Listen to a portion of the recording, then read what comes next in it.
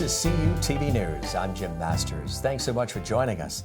You know, a great idea doesn't always have to change life as we know it. Sometimes a great idea solves a simple problem with a simple solution, and in turn becomes the jumping off point for new ideas and initiatives.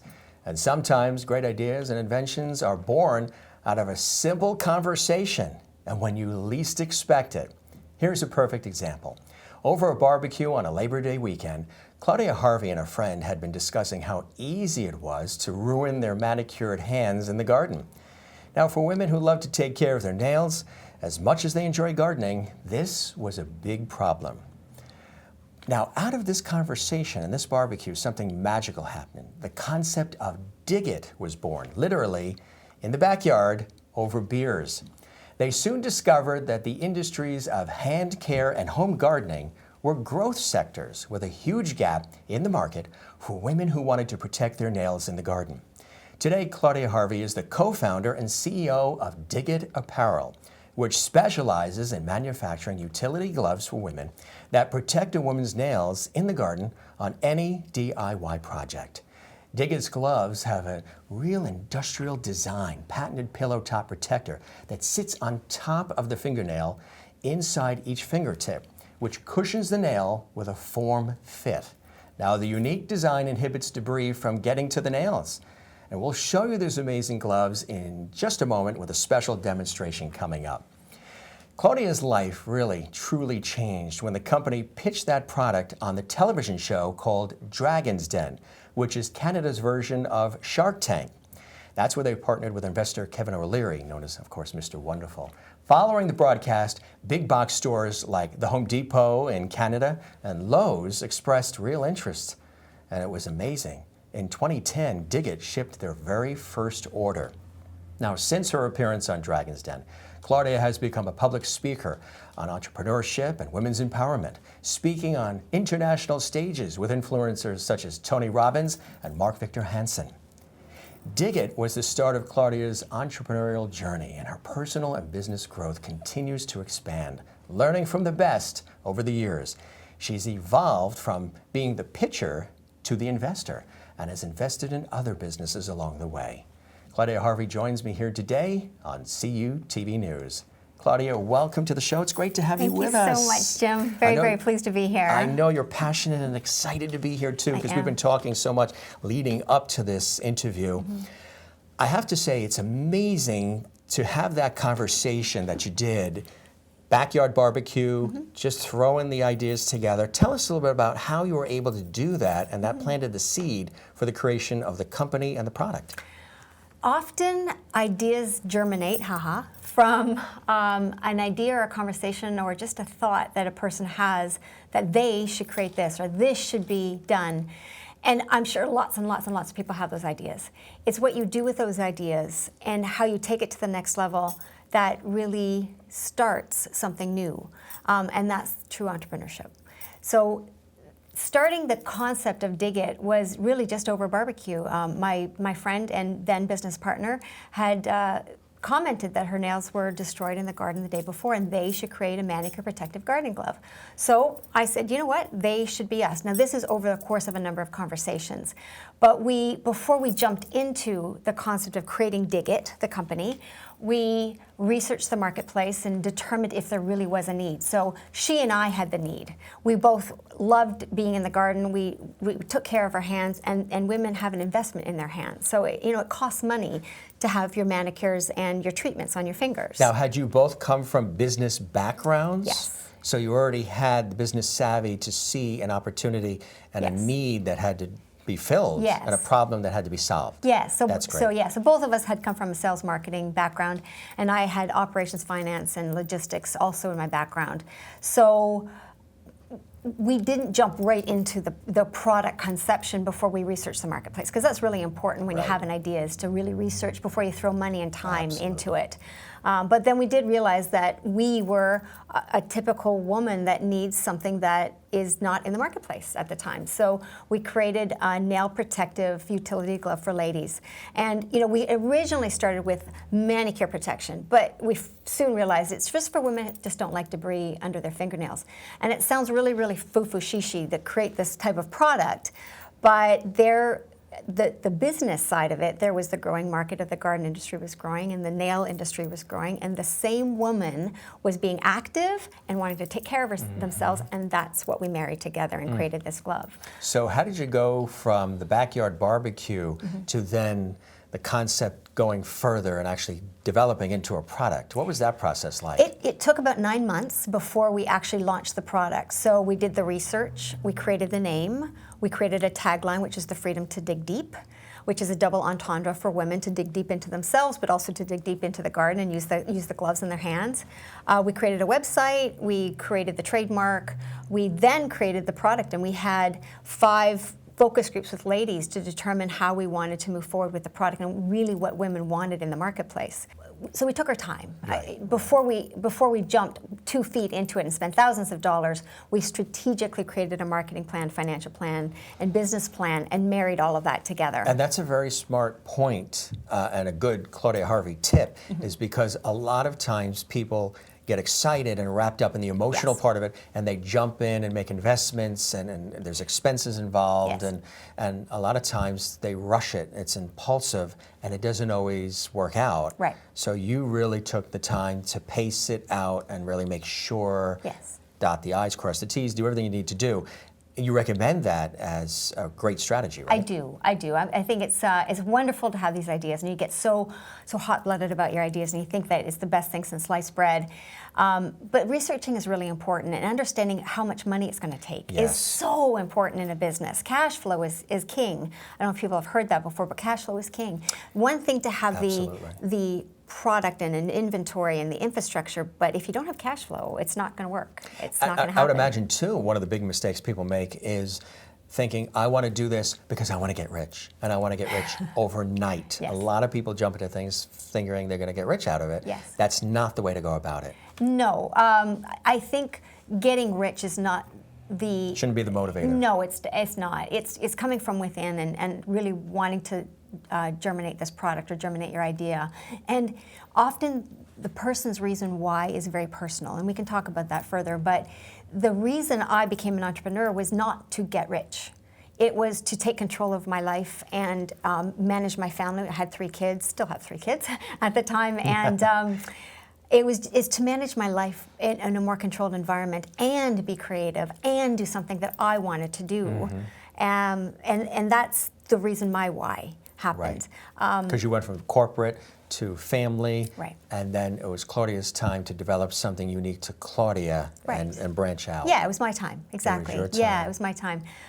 But I didn't, the product that we created was something that the marketplace needed. So it wasn't just an everyday, every old product. It was niched to the marketplace with a particular need, and that is extremely important. Niching a product in today's day and age is extremely important. Absolutely. And the response was really swift and well received, It right? was. It was Tell us great. about that. Yeah, That must have been like, wow, we're onto something here. I like this. Yeah, when the name was catchy. Is catchy, Diggit, can you dig it? You know, it's a catchy phrase, so we trademarked that phrase, and that phrase is now registered to us. And we launched our product in a consumer show, which means that consumers come to a garden center show. Right. And in Toronto, that's where I'm from. Toronto is where we launched it. We're a Canadian company. And we realized that the whole garden industry was very interested in us, not just, we thought it was a spa product to sell into spas and salons. For the care of nails. And nails. Yeah, and right. But we soon realized that the garden industry was interested in us, and then we sort of shifted our focus into the garden industry, which is mammoth. It's really, really big. And then we had about 42 retailers before we decided to go on Dragon's Den. And I do have to say it was my business partner that had the impetus to go on Dragon's Den, and kudos to her to suggest it. It was a pinnacle part of our growth. Now, what was that like, that process of going on Again, we're talking about Dragon's Den, which is the Canadian version of Shark Tank, which is seen here on the ABC network. What was that process like? I know we interviewed you on radio. We've had radio series together, and we've elaborated on it. But it's a fascinating process to go from thinking about doing that and then doing that. What was that like for you guys? Yeah, a lot of people come to me and ask me about what that experience was like, and they want to go on Dragon's Den, and should they go on Dragon's Den? And my response back is it's a very surreal experience. It takes a lot of preparation and a lot of planning and really understanding what your product and your financial impact for your company could be. Does the show tell you that, or did you assume that that's what you had to do? Did they give you any prerequisite that you had to complete? No, I think it's more looking at successful people that had done been on there. Yeah, been on there and done a successful pitch. So we knew our numbers, we knew our projections, we knew where we wanted to be in 5 years. We knew all of that, and we practiced and we practiced and we practiced and we practiced the pitch. And we practiced in front of people that would give us very good feedback, and that was a really, really important part. You don't be impulsive, and it's practicing. Both my business partner and I had sales experience, so we knew how to speak in front of people. So that helps tremendously. So you practice the presentation because you have a certain amount of how much time do you actually have to pitch the product on the television show? It's about a 45-minute time that you're actually on air, but it boils down to 6 or 7 minutes actually when you're showed on the TV show. Oh, so the actual pitch to them is 45 minutes, of which the majority we don't see at home. Right. Yes. But it's edited down to a 6-minute best of sort best of with the drama involved and all the entertainment value involved. And that's the entertainment value that people are afraid of, because you think you're going to be decimated on TV. Right, with made fun of and laughed at. And so when that happened, when you were standing there on set in the studio making that pitch for all of Canada to see, what was the initial feedback from here they call them sharks. What are they called? Dragons? Dragons. Yes. So the dragons, what was the initial response? They were probably like, ooh and on, wow, different, unique, cool. Yeah, we had a prop in front of us, and we had given the dragons the gloves to try out. And in the getting in front of the dragons and handing the props out, and sort of settling ourselves so they're trying on the gloves, and that gave us a minute or two to compose ourselves and just kind of ground ourselves, which is also really important, to be able to be very grounded when you're about to do a pitch. And we asked Arlene Dickinson, one of the dragons, to come and put her hands in the dirt and try the gloves out, and when she put her hands up and said, "These are different," you could almost feel the relief in our body, because we knew that we had something. That somebody was interested. Yes.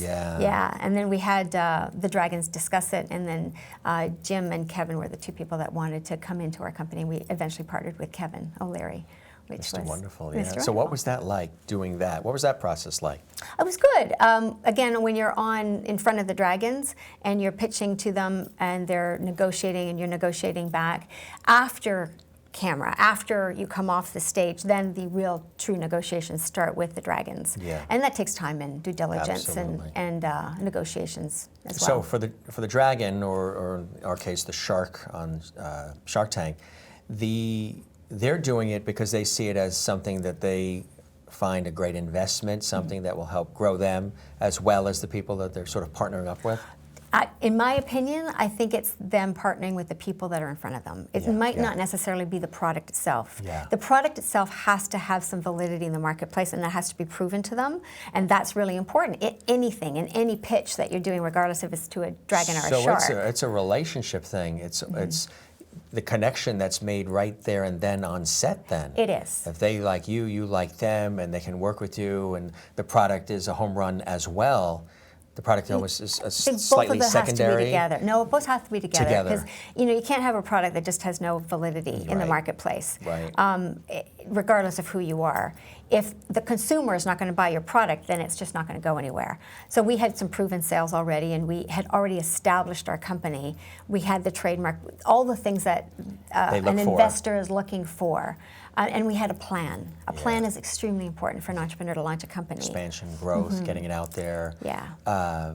is it available on the internet as well, or through just the stores? Yeah. No, we're available on online, our own website, as well as Amazon.com, HomeDepot.com, Lowe's.com, etc. So yeah, we're definitely available online. Because they look for that too. I know in watching the television series, they want to make sure that you're not just in retailers, but that you're also available online, In because different online sales channels. are so high. Yeah. Yes. Now, you yes. did a shopping channel situation too. Were you on a shopping channel too? Yeah, we were in the That's shopping channel in cool. Canada. What was as that well. experience like? That was great. Different, right? Yeah, it was great. It was fun. Yeah, and Kevin O'Leary actually came onto the shopping channel initially when we partnered with him, and we've been on the shopping channel a few times as well. So a lot of different avenues, a lot of different ways to get the product out there into the hands of people, right? Literally, to have them experience it. So what has the consumer been saying, the feedback? They must absolutely love this product. It's ingenious. It's interesting. I've been, in this past year, I've expanded tremendously into the United States. Like I said, we're a Canadian company, and we've primarily been in Canada. And now I'm moving into the United States. So new consumers are seeing us, and they're saying exactly the same thing that when we were in Canada, launching in Canada, it's the very same thing. Women put their hands in the gloves, and they feel the pillow top protection. Where have you been all my life? And they're, oh, this is different. It looks like another utility glove, but inside is the difference, and that's the industrial design patent that we have inside the glove. So now the expansion into the United States, what's that process like, and how is that happening? Where are you expanding, and who are you working with? Tell us a little bit about that. We are moving into new distributors, so distributors that sell garden and hardware products to retailers. So we sell to the distributors then sell to the retailers. We also meet the retailers at the shows that I'm going to. So it's important as a business owner, when you're expanding your business, to make those personal connections. It's vital to make those personal connections. So it's a step-by-step process. I meet the distributors, then I meet their retailers, and then I follow up with both sides, and we make sure that the customer service and the sales talk hand in hand, hand in glove. It always comes back to that, and the handshake. It does, Yeah. it does. And because I'm the face of Diggit, and I started the company, and we created the glove, they're meeting the inventor. They're meeting the person that it's my baby. It's what I've started. And I think that is extremely important when you're starting to move into a new direction in a company. Eventually, I'm going to have to rise above it and not be at every single show. But right now, expansion, it's the personal connection. Everybody I've ever interviewed over the years, even authors who write books, and maybe they write books where they're creating characters, the characters, like you said, are their baby. The invention, the product is their baby. Sometimes they even almost give it humanistic qualities sometimes, because they're so attached. It's almost like a child. Do you find that you've done that? Absolutely. I have 3 kids. Diggit is my 4th child. It is a creation. It's been a wonderful creation. Looking back at the process, I've loved creating, and it's part of me. It's part of an entrepreneur, is to be creative, and that's my joy. Once I start running the company, I always then I start thinking about new ways and new different tangents, and I'm always doing something different. Even in my own personal business, beyond Diggit, I have other businesses, and it's because I like to be creative, and I never stop. I never stop moving. You think outside the box. Definitely. Constantly. Yeah. You have to. Keep evolving, adapting. Yes, you have to. Growing. And today's very fast-paced. Yeah, more than ever. Absolutely. You have to meet the consumer demand. So then, do you have people now with the creation of Diggit, your 4th child, with the humanistic qualities? Do you have people saying, "Okay, what's next? Sure. Is there a follow-up? Is there more?" Yeah. And you're already. Oh, yes. Yeah, we have thank more you. products in the works, and we're launching more products in 2018, and I can't exactly tell you what it is because it's all hush-hush, right? And we're going to do a nice, wonderful product launch come spring, and we definitely have products in the works for the next 2 years. So it's always evolving and bringing something new to the marketplace. Did you ever think that it would get to this level, that you would have the invention and then this whole brand and all these things out of that? No, not in a million years. Out of the backyard barbecue? Not in a million years. No, when I first started Diggit, I thought, it's creative, it's something different. I had left my corporate world not to be an entrepreneur, but to have the balance in my life with my young family. And I thought, if we sell 4,000 gloves, yay, that's great. It just took off, which is unreal and fantastic. And it took a life of its own, and it's been extremely exciting, but never in a million years. But it's taking the opportunities that are in front of you and stepping through the opportunities without the fear to hold you back. That is absolutely crucial into the growth of a company and to a business person. With Diggit, and we're going to talk about some of those other businesses in just a moment, but with Diggit specifically as being this big entrepreneurial situation for you, what have you learned from the experience so far, and something that you could share with somebody else who's on the fence about possibly doing something similar in terms of creating a product and getting it out there? What have you learned? I have learned that you need to surround yourself with positive people. Positive, motivational, inspirational people that are grounded, that can give you proper advice and not just be naysayers or yes people. When you have an idea and you talk to your family about it, they can either be extremely negative because they just don't get it, or they can go, hey, that's a great idea. Fantastic, but they don't give you any value to what you're trying to Because they love everything you do. Right. Yeah. You know, your mom and your grandmother, they're going to go, way to You're go. the best. That's awesome. Let's have some pie. Right, Celebrate with some pie and milk. That's right. So it's surrounding yourself with people that really understand what you're talking about and giving you the proper advice, and not looking at it as criticism, looking at it as positive advice that you can learn from their experience and adapt with the advice, and don't take it personal. Because it's your baby. That's got to be hard. It's yeah, really don't hard, take it yeah. personal. And you're house proud, right? You're thinking that you have the best thing since sliced bread. So if a person's giving you what looks like negative critique, it's not criticism, it's critique. Take that advice, listen to it. And if a person different people are saying that again and again, you're like, okay, there's something to this. It could be constructive. Yes, yes. So it's taking the ego out of it. Yeah. It's taking the, this is my baby, how dare you say that, to, there's something to that, let me think about that, and adapting that. And then as a business growing, again, cash is absolutely crucial to growing a business, to making sure you have enough financial understanding and the background to grow your products and grow or even if it's a service-based company, to grow it properly. But it's the mindset of an entrepreneur to, on the days that are hard, know that it's just a day. And then the next day, something will be better. It's okay. So there's ups and there's downs. Oh my goodness, There's, yeah. Absolutely. There's good days, bad days, Oh, yeah. crazy days. Oh, absolutely. Exciting days, hard days. Any days where you're saying, oh, I can't do this anymore, or I'm done, or Yeah, absolutely. Yeah, I've absolutely had days that I said I can't do this anymore. And then I adapt and I change. And doors open, and you walk through doors that you never thought would be possible. So it's taking a step back and taking a breath on those hard days and thinking, what else can I do to make this different? Okay, Claudia, we've got a nice little arrangement here with the flowers and the potting soil, gloves, all kinds of good stuff. You're going to demonstrate the Diggit gloves for us. I am. Let's first see the gloves. Okay. So this is the outside of the glove. Move it up here a little bit. Yeah. So it looks like really just a utility glove, but the difference is this is the inside of the glove. Okay. So the inside of the glove has a pillow top protector that sits on each fingertip and a reinforced thumb. And the pillow top protector. So that's these here. That's cool. It sits on a lady's fingertips like this. Okay. And so the ladies, I'll show you like that. Yeah, yeah. And then we have double reinforced stitching to inhibit busting out. And then we have the cinch to keep the debris away, plus the form fit. All of this combined is, it keeps the debris and the dirt away from a lady's fingertips. That's incredible. So I'm going to show you, but the glove can get wet. And this is another one that's just another color?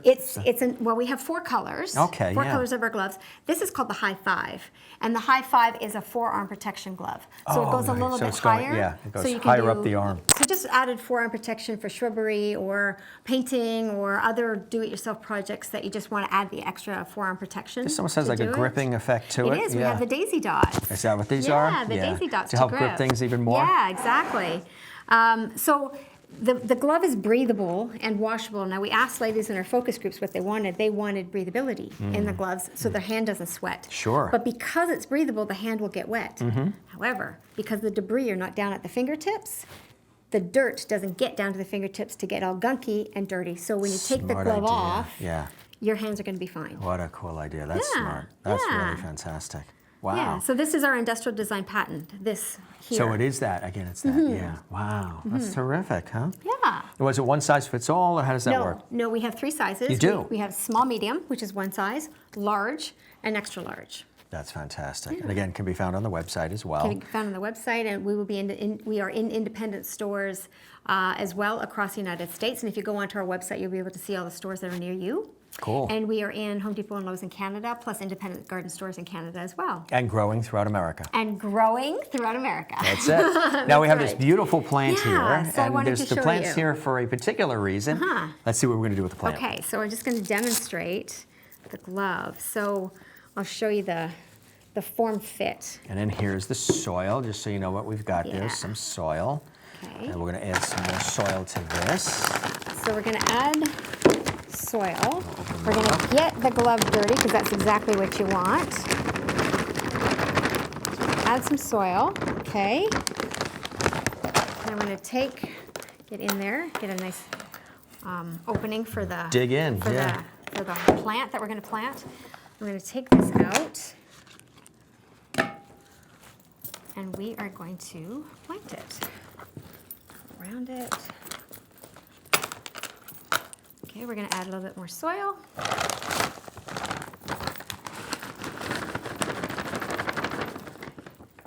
Over here. Welcome to another episode of Bobby and Becky's Garden. That's right.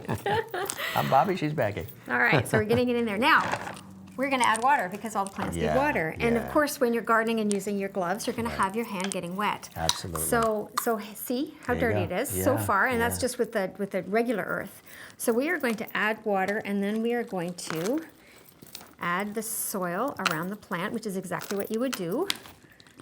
All right, getting the plant nice and mucky, getting the gloves nice and mucky, right? Very dirty. Getting it in there.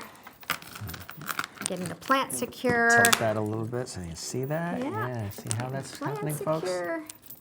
All right, so we're talking now mucky and muddy, and the glove is wet. So the glove is wet. Yes, Yeah. the glove is wet. Yeah. All right, so you see all Yeah. that dirt. So now we're gonna take it off. It's really simple. And how to do your take fingers off. feel? Well, my fingers feel fine. Inside, totally fine. I should be using the other glove to take my glove off, but so.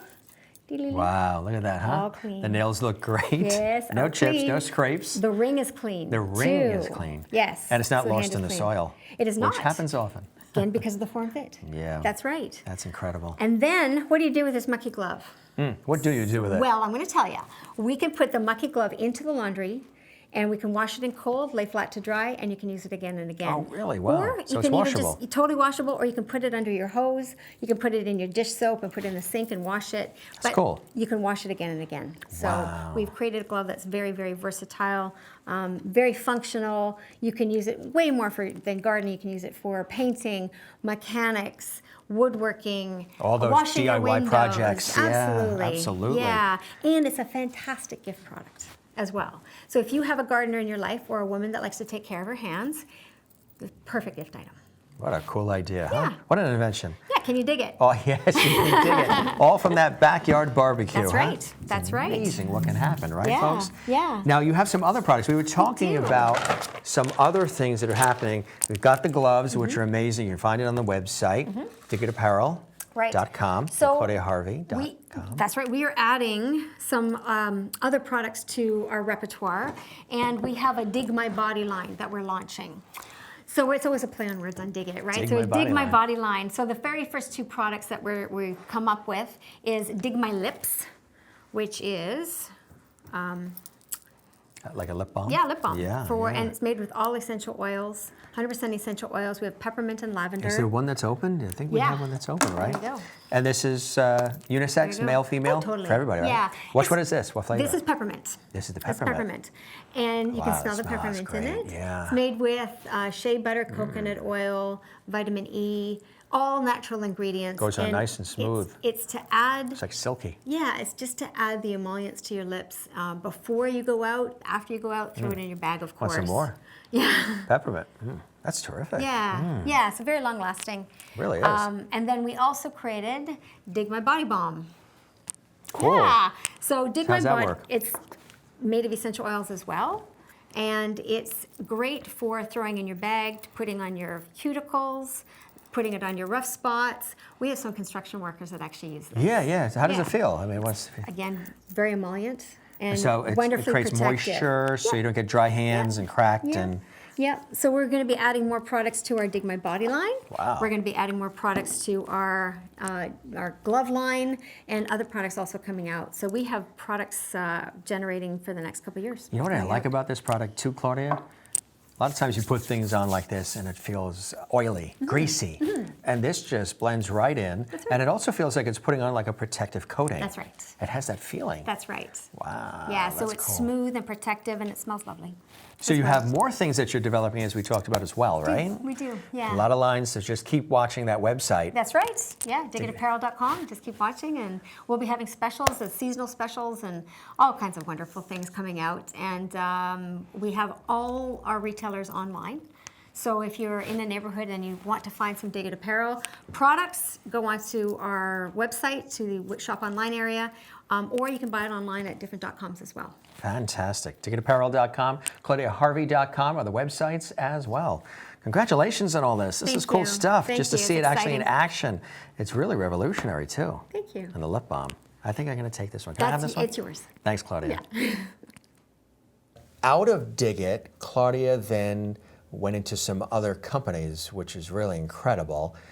That gave you that passion to want to go even further. Right. You got a taste and a thirst for it. So what was next? What was the next thing you invested in? Because I mentioned that she went from the pitcher to the investor. So tell us what that means. When we came off of Dragon's Den, a lot of my corporate contacts and clients were asking me to come speak to their lunch and learns and to their people. And I got back out in front of speaking. And they wanted to hear about the Dragon's Den story because it's a fun story. It's a great story. You were on TV. I was on TV, and it's a fun story, right? So they wanted to hear about that story, and that was the germination of me starting my speaking career. And I now do a lot of public speaking, motivational speaking. This past spring, I was on a Tony Robbins event and speaking. So again, one thing leads to another. And as I was speaking, I realized how much I enjoy speaking and motivating people and empowering people with the stories that I think they are quite humorous and they are humbling, and people can relate to that because starting the business, you go through these pitfalls and you go through these trials and tribulations and you laugh at yourself, and You're like, oh, and boy. everybody does that. Everybody has the same thoughts that I did of how we're going to succeed, and the stories relate to other people and their lives. So that started the speaking career, and then people were coming to me and asking me for advice, and I was doing a lot of free coffee, and giving away advice and thinking I actually have more understanding in business than I thought other people do. So I created a company called On the Verge, which is a strategic consulting company. So out of the free advice and the free coffee, developed a business. Yeah, and well, I'm giving the advice, Yeah. maybe I can turn it into like a consulting business. That's right, right. And it's not to take advantage of people, it is to structurally help them strategically with Right. their business. Have methods, formats, programs that are proven. Because people were coming to me and asking me for very long-term advice, and that's a lot of time investment into that. Sure. And I really, really, really enjoy it. It was another creation of mine. So it's called On the Verge. On the Verge. And yes. the purpose of that name is so they're on the verge of greatness, great things. On the verge of their Dreams. new ventures that they have. Yeah. On the verge of maybe some financial gain, whatever they're on the verge of, and I'm helping to get To over the next that. level. Yes. So what's that been like, the consulting business? Tell us about some of the things you do for people through On the Verge. I help people if they have an idea. I have a boot camp that I have an idea, now what is what it's called. And I put on day-long seminars to assist entrepreneurs with the concept of I have an idea, what do I do with it? And I walk them through the entire process of launching a successful business, not just a startup, but a sustainable business, and what it takes to do that. And then I do one-on-one strategic consulting with very motivated entrepreneurs or business owners already that need to re-strategize and need to take it to the next level. So I do that one-on-one. And I also have partners and teams with me that if a company needs to rebrand themselves, I rebrand with them using my expert that comes with me with On the Verge. Or if a company needs some HR advice, I have an HR expert that's top 10 in Canada. So I have very specific people that work with me to help the business owners and On the Verge strike it to the next level. That's fantastic. We're going to have a guest joining us in just a moment who's actually a client of Claudia's, who's experiencing great success with her life and her business as well. So it's great to have somebody with us who has been really experiencing this whole situation, who was on the verge herself. That's right. So we'll talk to her in just a minute. But what is letting it go? Tell us a little bit about that. Is that something that you invested in, that you saw as a great potential as well? Yeah, so the company is called Let It Go. And my business partner and I created the company, incorporated it just very recently. And it, again, was an opportunity that this person came to me a year and a half ago and said that would I like to be participating in a women's retreat company that she already had called Let It Go. And between the two of us, her background is to enable people to let go of the bad habits and the things that are holding them back. And I bring the positive habits and the positive attributes into their life so they hit the ground running when they come back from the retreat, to hit the ground running and they've shifted in their world and their life, so they're very positive. That retreat started this whole concept of Let It Go, so now we're doing courses and we're doing books and we're doing a whole brand that's really starting out to be a whole brand that's going to be global, to helping women and men let go of the things that are just not working for their lives, and we're going to be supporting them globally to do that. So it's very exciting. Wow, yes. And you're going to be doing it at various locations, you know, around. Mainly the retreat is going to be in the Mayan Riviera, which is wonderful. Say that again? Yeah. And that's Mayan our first one is in February, Wow. the first one of the year. And then I think what we will do is we'll take the concept to different locations around the world when the need is there, and we'll create other retreats and other programs as well to help specific niche of people. Again, back to niching. Back to niching. So all these things are related, from Diggit and out of Diggit, On the Verge, and then Let It Go, and they're all threaded beautifully too, because they all play off each other so well. Yeah. One grew out of the other, but they all sort of interact with each other, which I think is great. It is, and it's walking through those doors of opportunity and not being fearful of what might be on the other side. And if you grow as an entrepreneur and you grow as a business person, and it's watching carefully your growth and not following the shiny spoon syndrome. You know, it's like, oh, that's fun, let's go that direction. It's keeping a strategy in mind and keeping where you want to be in mind and how you want to grow. So with the 3 companies that I have, I know I will be investing in other companies. People come to me all the time with investment ideas, and I am now what I can say the dragon and the investor into those companies. So I vet people coming to me now with those ideas because I've learned from the best on how to do that. Right. Yeah, so 8 years later, the pitcher has become the investor, and it's quite exciting. The investor as well as the teacher, the mentor, right. the coach. Right. Part of the reason I'm in a person's business is to help them with that business.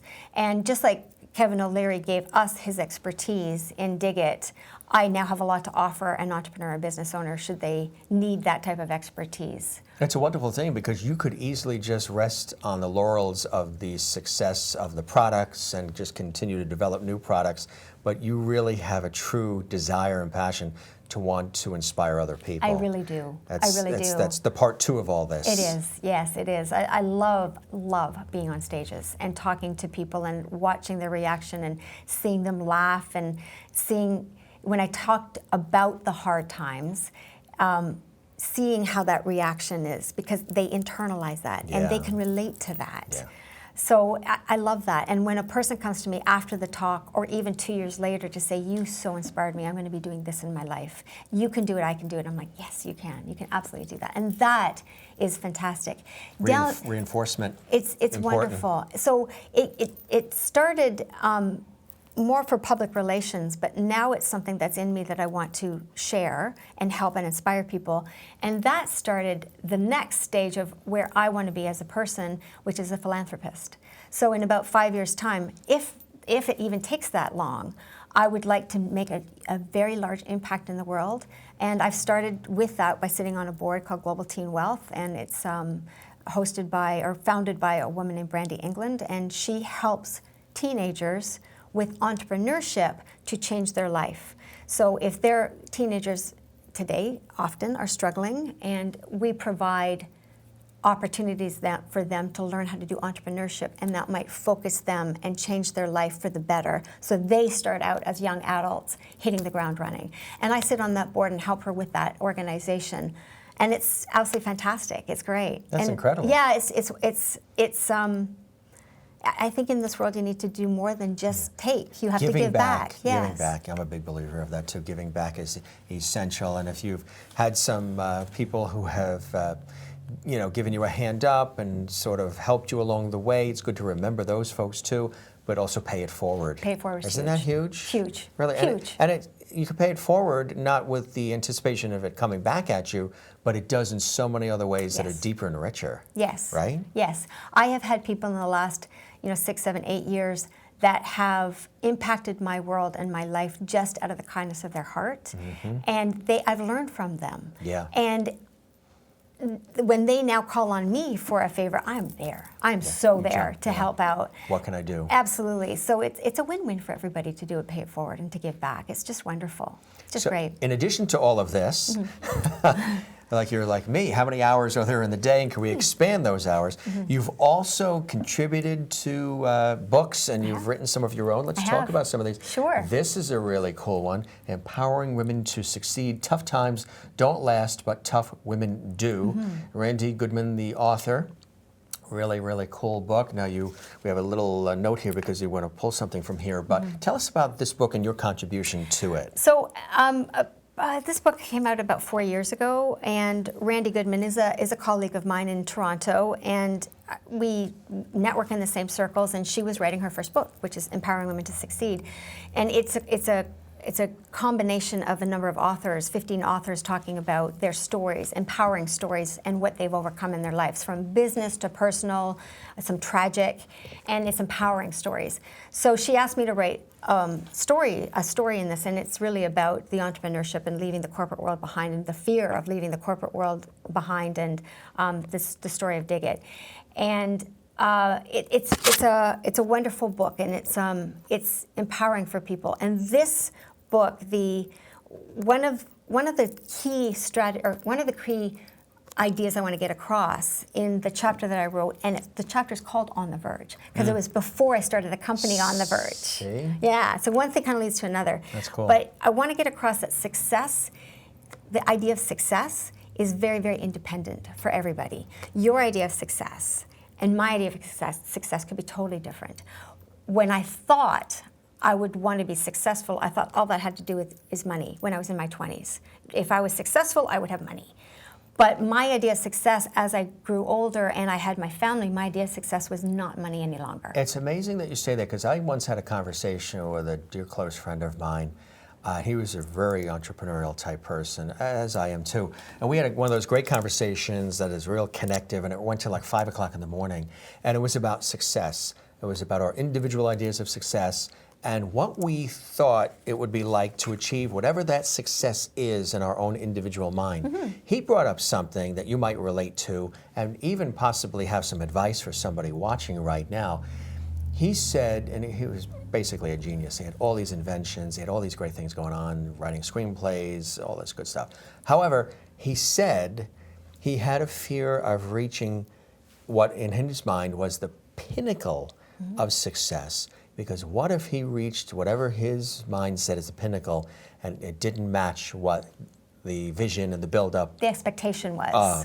Right. What do you say to somebody who's fearing pursuing it, they want it, they wish they could get it, but achieving it because it won't match the expectation? I think those big E's, I call them the big E's, the big expectations, are something that you need to sort of put aside.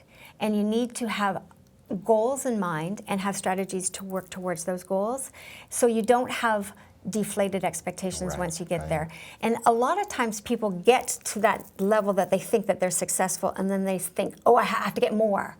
So the gap between the more and here is you're striving for something that almost is unattainable, and you're constantly, and it can be hard, and it can be very like a isolating. treadmill. It's a treadmill. Yeah, over and over. And I think sometimes that gap you need to sort of step back and say, in gratitude, how much you've done in your life, and look how successful you have been, and what that idea of success is to you, and go retrospectively looking back and think in gratitude how much you have. So the gap between where you are and where you want to be isn't so big and not so daunting. So those big expectations aren't there. So you're not necessarily, so you're closing the gap, but not lowering your expectations. That's right. The expectations aren't as important. Right. You can take your time, and you take the pressure off of you. Focus on the actions it takes to get to the and celebrate level. the little positive steps that you make in triumphs. getting there. The triumphs. Even if the celebration is just taking your family out for dinner. Absolutely. Yay, I've done this. You know? Absolutely. It's wonderful. You had a little post-it note. Was there something in that book you wanted to share with us a little bit?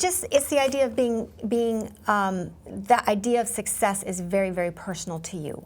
And don't listen to other people and to judge yourself by their judgments on what success is. Right. Because success changes over the course of your life, and allow that idea to change. To change as well. Here's another one. I have this one. I read this one. This was sent to me prior to the interview. This is a cool name too, Success Hackers. That can include ourselves. Conversations with elite performers who have cracked the entrepreneurial code. Author Scott Hansen. You have also contributed to this as well. We've got a little posted there for a little conversation piece. But tell us about your participation in this book. This is a great one too. Well, it's funny, the evolution of things happening, and as again walking through those doors of opportunity, I wrote and participated in Empowering Women to Succeed, and that brought me to the attention of Scott Hansen, and he does podcasts in the United States. So again, Canadian. Randy Goodman is Canadian. Empowering Women to Succeed became an international bestseller, and that got Scott Hansen's attention. So Scott asked me to participate in his book in a business aspect. This is a business book. It's entrepreneurs that have struggled and succeeded in their businesses, in their life. And again, the definition of success is different to everybody. So the chapter that I have in chapter 2 of this book is really about how to build a business, strategically build a business, and not be impulsive when you're building a business, but becoming very strategic and goal-oriented and surrounding yourself with the positive people that can help you with that. That's incredible. Yeah, so that happened a couple years after the first book. And then a couple years later, which is now, I've written a third book with another person. And that is The Power of Letting Go. That's right. And The Power of Letting Go is about the ability. It's these two here. Yeah, it's the ability. So we have The Power of Letting Go plus a journal that walks a person this is the through book, it. This is the journal. So the journal is to, like I noticed you have here, the date, the issue, realization, getting grounded. I mean, this is really almost like a daily progress sort of. It germinates the idea that if you think in your life, there's got to be more than this. There's got to be more to life than this, and I've got to let go of the things that are not working for me. The book introduces that concept on how to do it, and the journal supports the learnings of the book and the teachings of the book. What's cool about this journal too is things like even questions that you ask yourself. How does this make you feel? Is this aligned with my personal values? Which of my values are being challenged? What can I do today to release the issue? Am I committed to owning, very important, my happiness? What wonderful thing happened today? And that's just some of them in the journal that goes with the book. So tell us a little bit more about this. This is cool, these two. Right, so Moving forward by leaving it behind. Leaving forward by leaving it behind, exactly. So in order, and I have lived this, in order to move forward, you sometimes get stuck in habits and a rut. And that self-perpetuates itself. And until you can actively acknowledge it, realize it, and kick it out, you can't move forward, or it's very, very, very difficult to move forward. So this book and the journal walk you through the very start of that process, to the realization and the understanding of what you might have to do in your own personal life to let those things go, and give you the acceptance that that can happen, that you can fulfill your dreams. And often we say, well, wouldn't it be nice to? Wouldn't it be nice to have a beautiful house in Hawaii? Well, wouldn't it be nice, right? Well, when you And finally, I've heard you do love Hawaii. I do love Hawaii. It's my happy place. That's a good choice. Yeah. That's a good goal to have. But it's not the end all. Right? But it's not the end all. Shouldn't be the reason. But it's also, I was in Hawaii, and I looked at these beautiful mansions up on the escarpment when I was on a dive boat in Hawaii, and thought, wouldn't that be nice? And that was an aha moment for me. Aha moments are extremely important as entrepreneurs and business owners, but people in general, when you have those aha moments, start listening to them. Yeah. And I thought, well, why can't I? Why can't I be an entrepreneur, a business owner living in Hawaii? Do you find that fear is a big factor? It's a huge factor. Yeah, in so many things in life. Yeah, absolutely. It blocks and holds you back. Yes, often people are more comfortable in the position they're in, maybe even knowing that that position is even if they complain about it. And detrimental to their life, but the fear of movement to another, the unknown. And maybe they've been surrounded, like you said, one of the key things is being surrounded by positive people. Maybe they've heard all their life, you can't do it, you shouldn't do it, don't try that, you'll get hurt, or whatever. Absolutely. And that's a big downer. It's huge. It's huge. When you start realizing that the verbal, what's coming out of you and what's coming in from people, and how to filter that. When you start to realize the naysayers in your life and try to minimize their noise in your life, you start to shift your mindset to be more positive. Because the agenda that they have isn't necessarily one that's going to benefit your life. Right. It'll maybe even take you in the other direction. Right, or stop you from moving ahead. Yeah. And often people say, well, I can't do that because, and they say an excuse. Letting go allows you to realize that your dreams can actually become goals in reality by stopping the excuses. They're no longer excuses and reasons. They are just ways to get around. So it's allowing yourself the opportunity to reshift your thinking to think, maybe I can do that. How am I going to be able to do that? And that's part of the retreat that we do, but it's also part of the coursework and the opportunities that we're going to be giving and Let It Go in the company. That's really exciting, isn't it? Yeah, it is. So what else does Claudia Harvey want to do? I mean, you've got a big checklist and bucket list, and I also want to talk quickly about just you as a person. Like you said, off the dive boat in Hawaii. I mean, you do scuba diving. Tell us a little bit about some of the other things. Those are great things just to keep the juices flowing in life. It is. Away from the companies. Absolutely. I am most creative when I'm physical. So if I'm riding my bike, I'm running, I'm scuba diving, I'm rollerblading, I'm hiking, the minute I turn my brain off and get active and get physical, that's when my creative juice is flowing. So I'm often, and I think it's very, very important as anybody, if you have a job, if you're an entrepreneur, is to take time for yourself and away from it. I don't necessarily mean be physical, like, be active the way I do it. That's just my escape.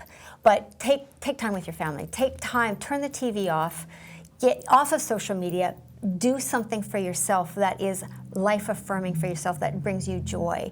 Diving off a dive boat in Hawaii is my joy. I love it. It's a good joy to have. Yeah. I can dive in Mexico, I can dive anywhere. Diving is my epitome of joyful. So find something it's my niche, exactly. So find something that really you enjoy. And I love to be active. I love being with my family, which is the whole reason I left my corporate life, and watching my family grow and being with them. And travel is huge for me. I absolutely love to see new things. And often people are afraid to travel too. And I say, well, even if you get into a situation that's uncomfortable or you don't know, all right, you just figure it out. You just figure it out, right? Learn it's okay. from it. Yeah. Exactly. Yeah. So I bet your family's inspired. Your kids are inspired by all of this too. I think I'm just mom to my kids. I do.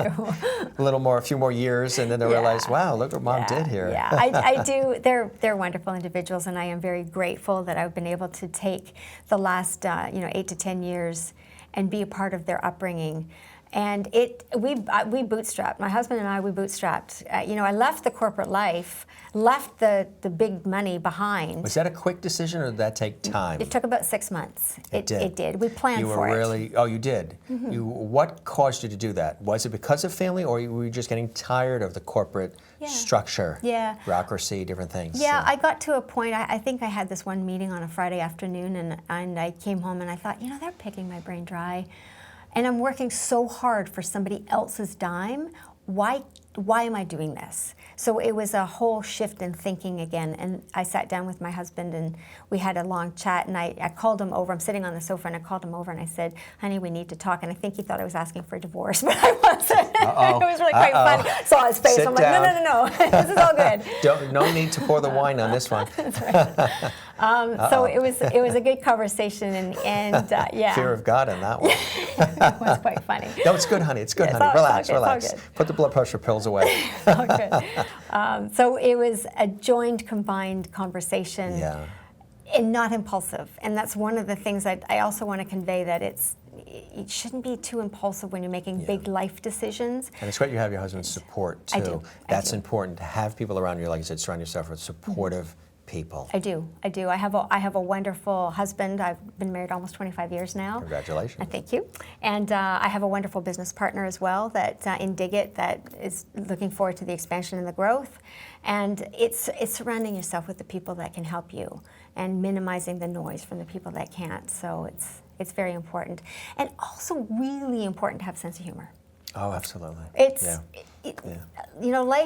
Life. You should see us off camera. We've had a lot of laughs, right? We have. In preparation for this, during it. It has. And we'll after. That's right. It cuts the stress, and That's it right. breaks the ice, Yeah. and laughing is just It's very important. It is. Yeah. It's soothing to the soul. That's right. And it puts you in perspective and keeps you humble. It's wonderful. Do you believe in the law of attraction? That what you put out there, very much you so. attract? Yeah, I Very do much too. so, yeah. How has that worked for you? In a network, for example, in the networking environment, if you go into a networking environment and you're dreading going into the room, or you're trepidatious, or you're just standing in the corner and you're not meeting people, it's going to show.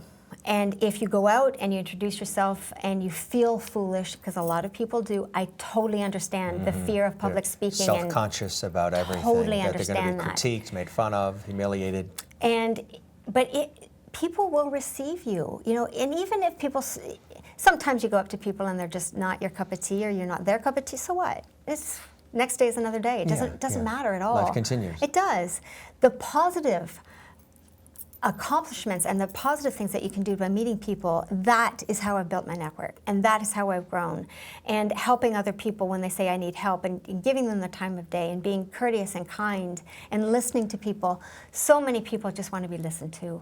And your vibrational energy, if I can say that, it's very important to put out that positive energy, because people are attracted to positivity. They're not attracted to negative people. No. They're not attracted to the people that are grouchy and complain or have a sour face. They'd like to be around people that are positive, and that positive energy attracts positive good things. And those are the opportunities that then open up for you. So you decide, your choice is to walk through those doors.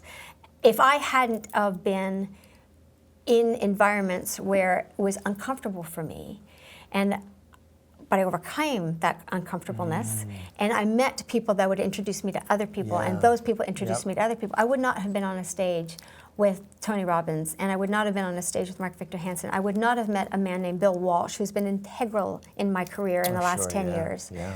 So you faced your fears.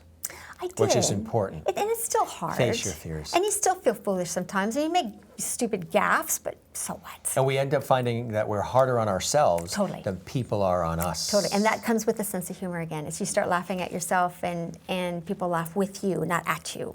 So exactly right. Yeah. Exactly. If you stumble, hey, laugh at it. It's like, hey, I'm human. That happens. Okay. That's good. That means I still have a pulse. Yeah. Right. It's okay. You have to do that. You wake up Expect the next day, it. it's fine. The sun will come up. It's fine. So what would be some of the top things that Claudia Harvey has learned from this entire process? The Claudia Harvey before all of this and the Claudia Harvey now. How have you changed and grown? And I'm sure even confidence level is more, as it would be for any of us. Tell us about a few top things that have allowed you to enrich your life from this entire experience, an experience that continues. I think one of the first things that I started to learn as becoming an entrepreneur is taking everything that I've learned in my past life, in my corporate life, my past experiences, even my community participation in volunteerism, all of that combined, using all of your experiences to your own benefit and to help drive what your goals and your dreams are. And taking those experiences, good and bad, I would never say failures, but taking some of even the negatives, learning from that and adapting those experiences to a positive effect and outcome, really important, because that changes your mindset. That allows you to have a positive mindset that you know that you're moving forward towards your goal, and incremental baby steps, and be patient. Patience is really, really, really hard for entrepreneurs because a lot of time we're very impulsive, we're very heated about what we want to do, but taking the time to be strategic about moving forward and marrying your money with your goals is extremely important. Again, cash is very important. Cash is king. And then the network, surrounding yourself with people that are fantastic. You and I met because of the network. I'm here because of the network, and we clicked immediately. Yeah, and coming off of the Tony Robbins event and meeting the people that are behind CUTV News, and hence the reason being here today. So it's all this upward spiral of positivity that can happen. So the network is extremely important, getting out of your comfort zone and meeting people and taking the extra mile and being thorough and making sure that when you say something, you follow through with it. That is absolutely key in every aspect in life, is to follow through with what you say and to be to live life with integrity, to do that. Very, very important. Essential ingredients to the whole picture. So if somebody was to connect with you for your consulting services, what can they expect, and what do they have to do anything in advance to have the consultation, or tell us about that process? Sure, yeah. On my website, you can reach me and my staff on my website, and we would have a half-an-hour discussion. We would talk about the person's needs, and we would decide if there's a fit. Because sometimes people aren't ready for what I have to say, they to be honest. They are, yes. and they only want to hear all the good stuff, right? Right. They don't want to. What I provide is work. I send them back with homework, and realism. it is strategic. Yeah. Right. So some people are just not ready for that. So we determine before we even move forward if there's going to be a fit, and if I'm the person that can help them. Maybe there's other people in my network that can help them better, and I would refer them on to those people. So I'm not just taking anybody. I want people that are focused and dedicated and have a desire to do that. That's right. That's fantastic. Yeah. Now, you also wrote another book, or there's one that's in progress now. I know you're, I see from your side, very excited about it. Yes. How is this book different, and what is the premise? What's it going to be about? I know it's exciting. It is. It is. So I started writing chapters in books that became bestsellers, and then I co-authored the book, Power of Letting Go. Now I'm doing my own book, and my own book is called About Face, and it's about the concept of, in life, in early life, you're often pushed in directions that might not be your unique ability, might not be your desire for your own life and what you want to do. And I'm a prime example of that. I was pushed into child studies in university. I don't do anything with that type of degree now, and often people don't. So you're pushed and pulled in different directions that people think that you should be doing, and you just acquiesce to that. So you're influenced by your teachers, your parents, your husbands, your wives, the people that are around you, your friends. It's their expectations, not yours. That's right. So this book is about, you're putting your best face forward. So it's about your face going out into public, but then you get to a point in life that you say, wait a second, I'm done with this. There's an aha moment. There's something in your life that you say, I don't want to do this anymore, and you do an about face. And you start living life on your terms. So you're not standing in your story, you're standing on top of your story. You are taking your own choices, and it's a book about choices and making your own personal choices work for you. So that's the book that's coming out in the summer of 2018. That is exciting. It is exciting. That is absolutely exciting. Yeah. What else do you want to do? I mean, you've got so many balls in the air. It's incredible that you even have time for us right now today on the broadcast. That's good. It's good. What else do I want to do? I want to help other people. I think in the next few years, move more into social entrepreneurship and changing globally, impact globally people's lives versus the one-on-one. I still love working with people one-on-one, and we're going to meet Vanessa Smith, and she's a prime example of that, and helping people on a micro level. But I want to leave the world knowing that my family has been great, that I've raised wonderful children that will then in turn impact their world, but also be able to impact some other corners of the world is what I want to do. Beautiful stuff. Thank you. We have a special guest that's joining us, Vanessa Smith, who is a client working alongside with Claudia Harvey. and she has a wonderful story to share with us as well. So Vanessa, welcome to CUTV News. It's good to have you with us as well. Thank you for having me. So tell us about the experience you've had working with Claudia Harvey as a client. Sure. So funny how I met Claudia. I was at a Bill Walsh event, and she happened to be there as a guest speaker. And at that time, it was about maybe a week before I had left my corporate job, ready to start this dream business that I had this idea of for years. And I happened to talk to her after the event, just chit-chatting, because I wanted to know about like her journey, because she was talking about her leaving her corporate job to start her business Diggit, and I really wanted to understand, like, if she were to go back, like, what would she have done differently? And that just started our conversations, and from there we connected, had some chats. I told her about what I wanted to do, and then it's kind of when I realized, talking to her, that I needed someone that was going to provide me that direction, that strategic direction to help me create this, or bring this idea to life. So when you were at that convention, at that conference, what was it about Claudia that drew you in? Because you had a lot of speakers speaking that day. Yeah, that's very true. It was something about, I think, just how she was presenting herself, that confidence, and as she was explaining her journey, just seeing how she took this idea of just, being in the backyard or at the barbecue and having this little light bulb moment and creating that into a business. That's what really sparked with me, because I resonated, because to me it was like, oh, I had this like light bulb moment idea. Yeah. Can I do the same? And also, I'm a little biased because she's a female. I'm all about like women empowerment, and I just feel like she could relate to me a little more than anyone else. So it was just this instant connection, just seeing her on stage and how she was talking, and I got this sense that she was real. And that was important for me, to be with someone or have someone help me, exactly, right. that Authentic, would be real with me. Yeah. Did you see reflections of yourself in her? I did. I looked at her, I'm like, I want to be on stage one day. Like, if I could do this, if I could create this business and then have that branch off into exactly what she's doing and empowering women and helping women, I'm like, that would be my ideal. So when you went to that conference, what was your position like? Where were you at with the company, developing things? And then how has that enhanced with Claudia coming into your world? Yeah, I was at zero that day. Zero. I had just left my job. I think it was less than a week.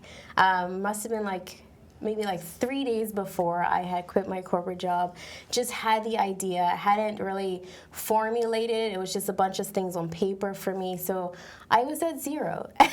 And I basically, came on, and Claudia really just got me from the bottom to help me create this business and bring it to life. And throughout our time together, she's given me a lot of ahas. She's given me a lot of kick in the pants, which I needed. Mm-hmm. But it's been a lot of that strategic direction that I needed. So, for instance, one of the biggest things when we first started out, she really helped me figure out how to get organized as an entrepreneur. Because when you're coming from, a career and being an employee and having that employee mindset, you really have to change the way you work, the way you act.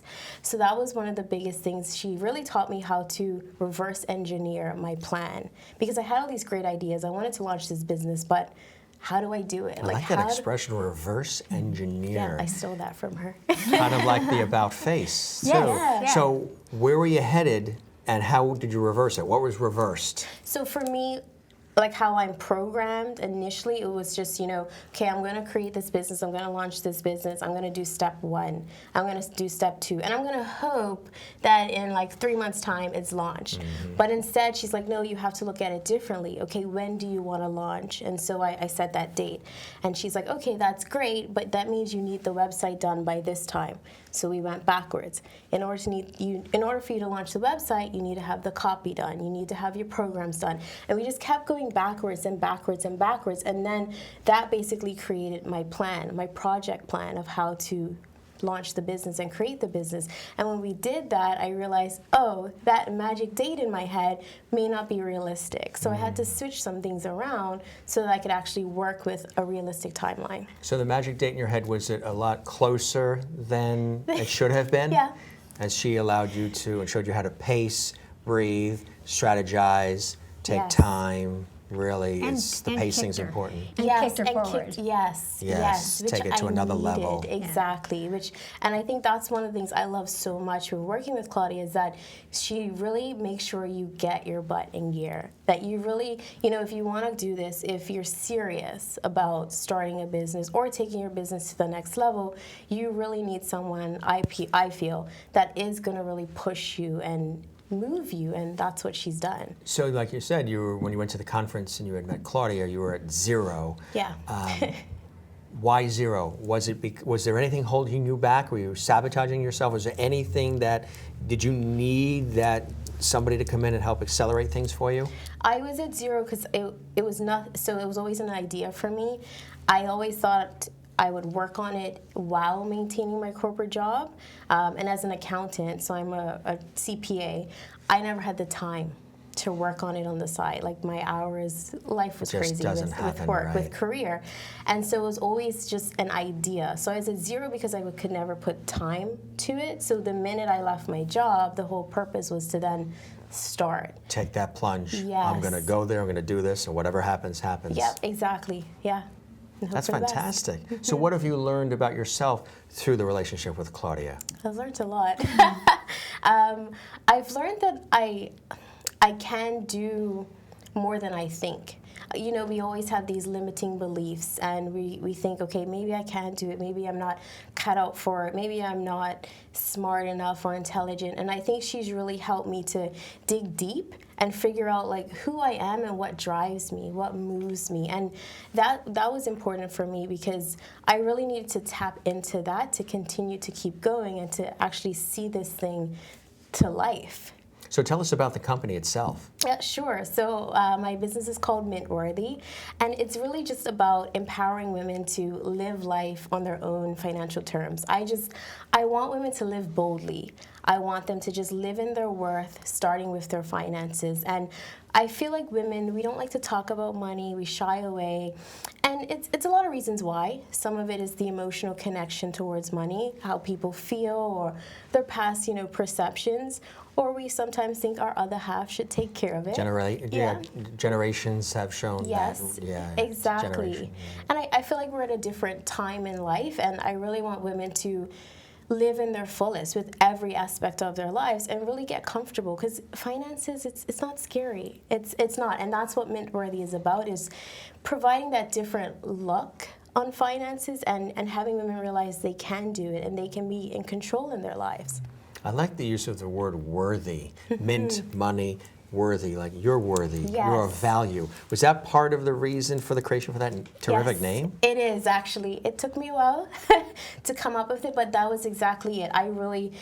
When I think of what I want to do in life, not just with this business, I do want to empower women with money because I feel like that's the backbone of everything we do, but I also just want them to be their best self and truly live in their fullest worth, because I feel like women are so powerful and we sometimes diminish ourselves, we make ourselves feel inferior, and I want that to just not be there. I want us to just shine and really be who we're meant to be. Yeah. And Claudia's helped you achieve these levels and this experience and understanding of yourself. Yeah, exactly. So Claudia, what's the relationship and experience been like working with Vanessa? Well, Vanessa had a spark. The first time that I met her, she was at ground zero, and normally I don't take a client on if they are right at the ground zero. She had given up her job, which is to me a red flag, but she had planned to give up her job, and she had an 18-month nest egg, which is exactly what I had when I gave up my corporate job. And that's above the average. Yes. For most people. And so that tells me focus and drive and determination to do something different in her life, and that's what actually was the key to me to start working with her. And she had a really great idea that is niched to the woman and the demographic that she wants to target.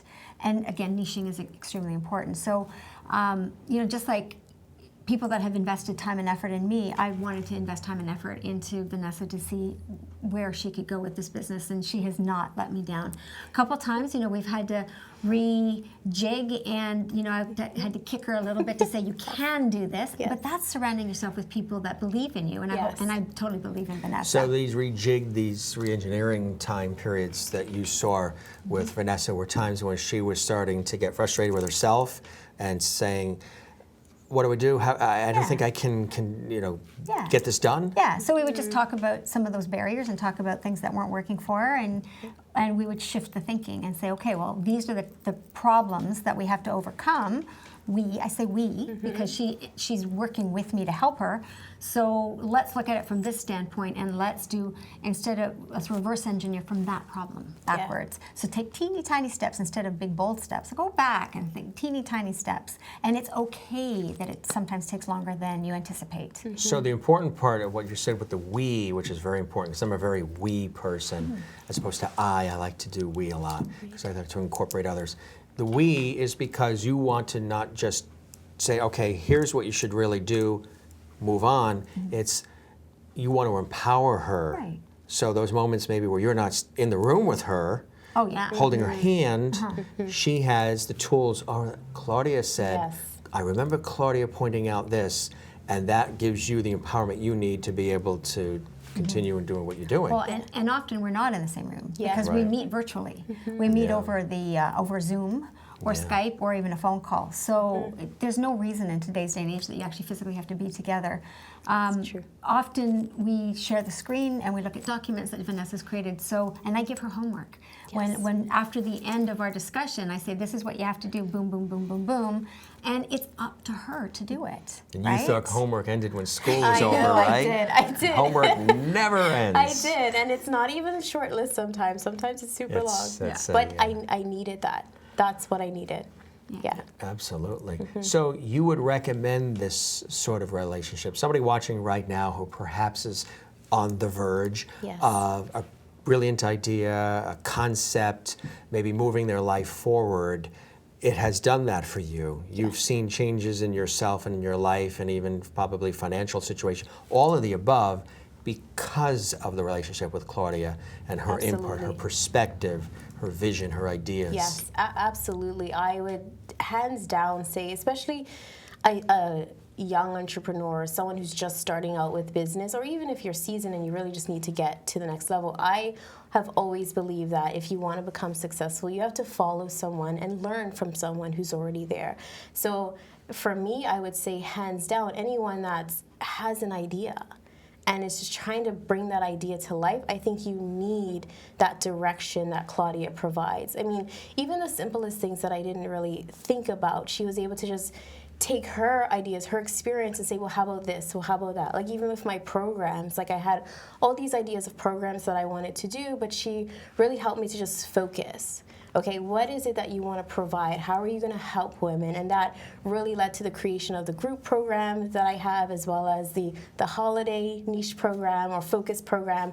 And that all came from discussions with Claudia. And without that, I probably would have just had a hodgepodge of things and really no focus or direction in the business. What's really cool and really special about this whole thing that I'm picking up from this is that you yourself even had the vision to know early on, before you even started investing in this company and really spending years on this company, throwing things up in the air and hoping they land correctly, you had the idea of, I'm going to need some assistance, some advice, some help before I really get entrenched in this. Because a lot of people make the mistake of trying to do it on their own, doing too much, then getting caught up in it, either financially or time-wise, or giving up other things that really supported them, and now they're stuck. Money isn't coming in, sales aren't happening. Now what do I do? And you panic. You had the vision to say, you know what, before I really launch this, let me get people around me that can really show me the way. They've done it, they walk the walk, talk the talk. Yes. And can give me the perspective I need, right? That makes a world of difference. I think it's so important, especially as we're so programmed, most of us, to be employees and have that mindset. When you're starting a business, you can't be the same person you were yesterday to create a business. And for me, I don't want like you were saying, people spend all that time and go through, this, try this, try that. I didn't want that. I wanted to say, okay, if I'm going to quit my job and I've only got these 18 months, things have to happen. Yeah, now, so it's now or never. I can't try. Yeah. Absolutely. And that's a great thing to do that, right? You would recommend people do that early in the game before they get to... Totally. Yeah. Totally. And we helped Vanessa brand and understand her niche, Yes. which was really important because it hones exactly your target audience and who you want to talk to.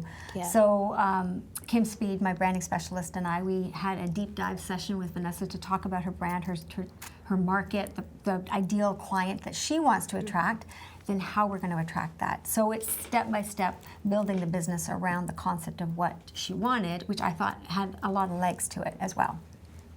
So what do you see as the future of this relationship? What's on the horizon for Claudia and Vanessa? Obviously, a lot from these smiles. Yeah, well, I see a vision for Folks, her that I don't know if she realizes there might be a part yet. 2 to this situation. You may see them again here on I think you CUTV definitely News. will. I think you will. Yeah, I see a vision for Vanessa that I don't know if she realizes yet. Well, that's cool. Yeah, Ooh. yeah. Just kind of Sit up straight. Yeah. But good things on the horizon, huh? Oh, for sure. Yeah, for sure. She's going to do amazing. She's going to like the business is already flourishing and it's taking off, and she's going to do absolutely fantastic. So, the world's her oyster, and she's. I have to say, I see a little bit of me and her because I'm 300 years older than she is, but she has that drive and that spark that I think I had when I started out as being an entrepreneur. So she's going to do that for other people, for other women. So what I see is that you see each other in each other. You see yourself in each other. Yeah. That's why we get along so well. I think. Yeah, I think so too. Isn't that great? Yeah. When that happens? It's Yeah. crazy. Symbiotic crazy. relationship here. Yeah. It's true. Well, and for Vanessa to be here today, out of the goodness of her heart, is just wonderful. That's the give back that we were talking about. Yeah. It's wonderful. That's right. She gave up that cruise around the world to come here, didn't she? Yeah. We could have cruised With the with champagne her. and the caviar Exactly. to be with us. Exactly. Well, thank you so much. I wouldn't have traded this for anything. Missed it for a world. Well, Vanessa, Yes. thank you so very much. Thank you so we really much. appreciate your coming here to Thank the you. studio Appreciate and it. sharing your experience and your relationship with Claudia and how she's helped you. And we wish you continued success, and we know we're going to see much more of you. So bravo Thank with you. what you've accomplished thus far, and good luck with the future. Thank you. Thank you Okay. so much. Thanks. Well, Claudia, this was amazing. Vanessa, I tell you, she's incredible, She's huh? wonderful. A firecracker. She's got yeah. a lot going for her. She's Yeah. really, and it's so obvious that she's really, really taken to your perspective and to the way that you present everything in such a positive way. Yeah, she's going to be amazing. She's going to impact the world, and the fact that I can impact her, that's amazing. It's wonderful. Well, we thank you so much for joining us here on Thank you CUTV so News. much, An Jim. honor, a pleasure. Thank you. You were a real source of inspiration, a real spark, and the way that you want to take all of your incredible experiences, which I think are fantastic, share them with the world, grow the companies, have these products that are revolutionary, that help people's lives, but also at the same time mentor, coach, and consult, and share it all with the world. It's a blessing, and it's terrific, Thank and it's a you. gift. Thank you. Yeah, I truly enjoy it, and that's what you should do. You should enjoy your life. So I found something that I really, really enjoy. So Well, thank you so much. Oh, you are very welcome. I've enjoyed my time with you. Excellent. Well, was- hopefully I can come back. Absolutely. Hope you enjoyed it as well. I did. Thank you so much. Thank you. Now, if you'd like to learn more about Diggit Apparel, go to the website, diggitapparel.com. Also, if you'd like to learn more about On the Verge, there's a fantastic website that Claudia has, which is her website, ClaudiaHarvey.com. Also, the Let It Go retreats that we've been talking about. You can go to letitgoretreat.com. Of course, you can learn about all of those at ClaudiaHarvey.com. Thank you so very much to Claudia Harvey for joining us here in the CUTV News studios, and thank you for joining us as well. I'm Jim Masters, CUTV News. We'll see you next time.